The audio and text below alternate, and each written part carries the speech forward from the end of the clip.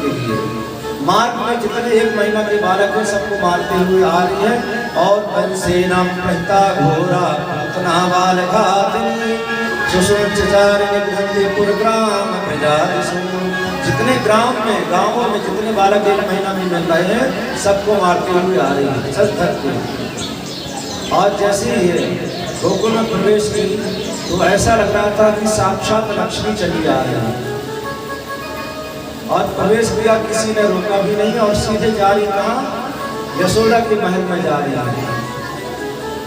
यशोदा के महल में जैसे प्रवेश करने के लिए जाती हैं, यशोदा देखकर के आश्चर्य पड़ जाते हैं, अरे कौन है? इसको तो मैंने पहली बार देखा है। पूछ भी नहीं सकी कि आखिर बहन आप कौन हो। सोचा कि सब लोग आ रहे हैं देखने के लिए, दर्शन करने के लिए, हो सकता है ये भी आए हैं दर्शन करने के लिए। जैसे हमारे यहाँ कोई नया व्यक्ति आ जाता है ना तो सब लोग उसी की तरफ देखने लगते हैं। अगर कोई विदेशी आ जाए तो सबकी नजर उसी की तरफ चली जाएगी।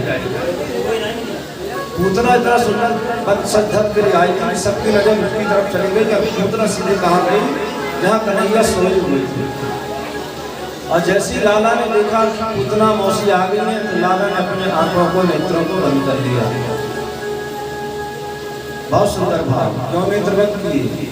भगवान ने सोचा कि राम अवतार लिए थे, उसमें भी एक स्त्री का वध करना पड़ा था सबसे पहले, और इस अवतार में फिर से स्त्री आ गई।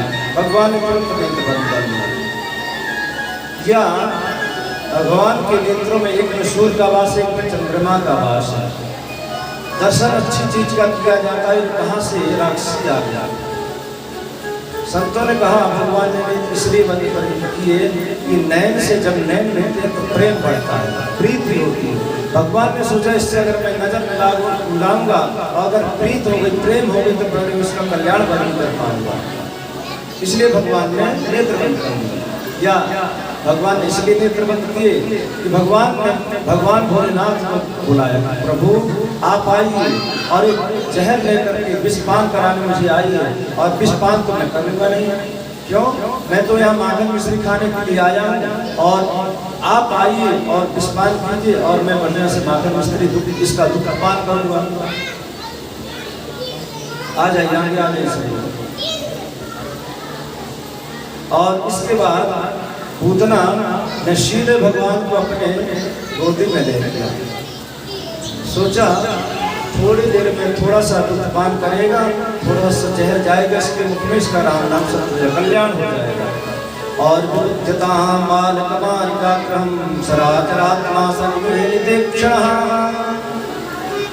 और जैसी गोदी में लिया, भगवान का मुख अपने स्थल में लगाया, भगवान ने भोलेनाथ को याद किया। भगवान भोलेनाथ आकर के उसका जहर पान करने लगे।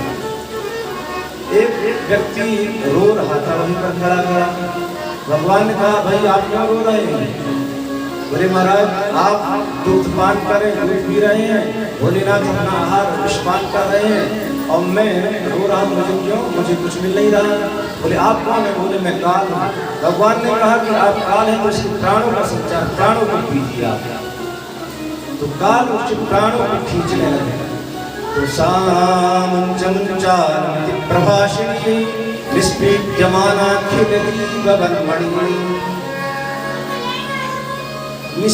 जैसे एक कपड़े को निचोड़ा जाता है ना, उसी प्रकार से भगवान उसके मर्म को, उसके प्राणों को खींचने लगे।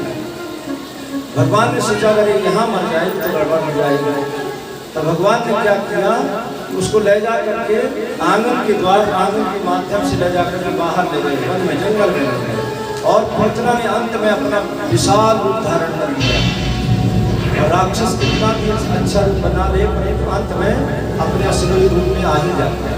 पूतना असली रूप में आ गई और जा करके कोसों को धड़ाम से जाने के पेड़ पौधे।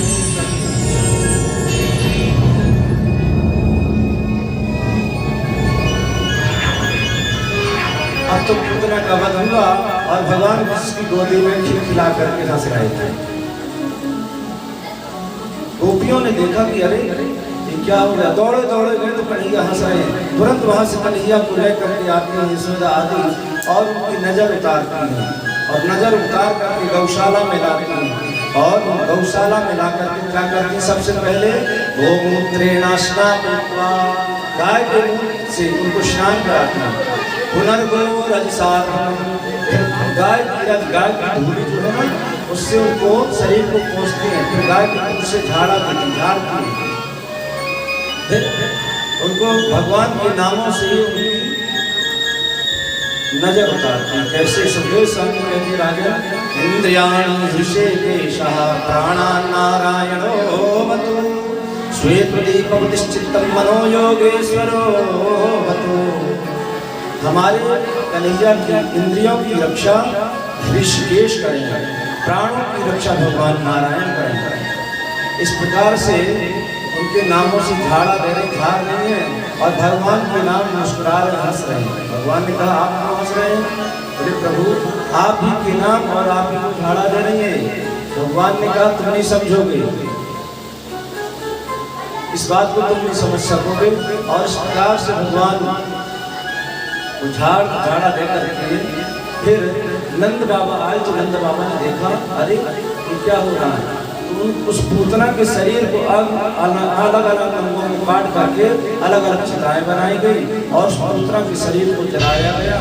और जैसे ही पूतना को शरीर को जलाया गया, सुखदेव स्वामी कहते हैं कि कोसों दूर तक सारे गोकुल में सुगंध फैल गई। दक्षिण ने कहा महाराज ये राक्षसी थी, भगवान को मारने के लिए आई थी, और सुगंध कैसे, तो बदबू आनी चाहिए, दुर्गंधी आनी चाहिए। सुखदेव स्वामी कहते राजा जिसका स्पर्श भगवान ने किया उसके शरीर में किसी प्रकार का विकार होने की कोई संभावना ही नहीं है। और भगवान ने साक्षात उसका दुग्ध पान किया है कि उसके शरीर से दुर्गंध की कोई संभावना ही नहीं है। इस वक्त उसके बाद भगवान के करवट बदलने की विदाई, तीसरा महीना प्रारंभ हुआ। तीसरा महीना प्रारंभ हुआ और इधर क्या हुआ कि सभी लोग उत्सव में आ रहे हैं, परंतु एक देवी नहीं आई। कौन? रोहिणी। रोहिणी क्यों नहीं शामिल होगी? क्योंकि उनके जो पति है ना वसुदेव है, वसुदेव जी के कई विवाह थे, तो उनमें से रोहिणी भी उनकी पत्नी थी। तो जब से उनके पति जेल में गए तब से उन्होंने उत्सव में शामिल होना बंद कर दिया। शास्त्रों में लिखा है स्त्रियों को कब कहाँ जाना चाहिए। क्रीड़ा शरीर संस्कारं समाजोत्सव दर्शनम हास्यं परगृहेयानं त्यजेत् प्रोषित भर्तृका। अगर पति संकट में है, पति कारागृह में